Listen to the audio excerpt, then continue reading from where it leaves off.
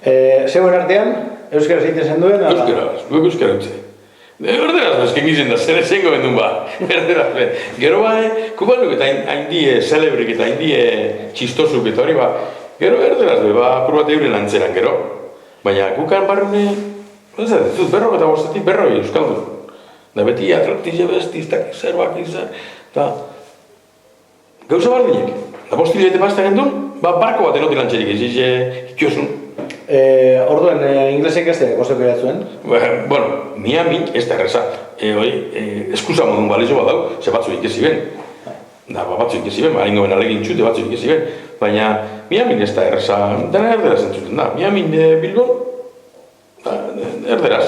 Da ba, batzuk, eskola berkuntzin, kesi behi ben, eta gero urtik etorri, batzuk, bera fronte bipinizkun maistra bat, inglese ikesi gure benak, eta kungine bat edo bine baina, hori ikesi ditzen. Baina, ikesi zen, azkenean? Ikesi ez txapurreo, gero Miami, temporada egiten duzen postili beteko, da nire temporada golan egin zen, postili betein, dezat dezut, hane berroi euskaldun, egunero musika bardine, da, bost hilabeteko temporari, gero hemen beste 6 hilabete pasta gendu zen.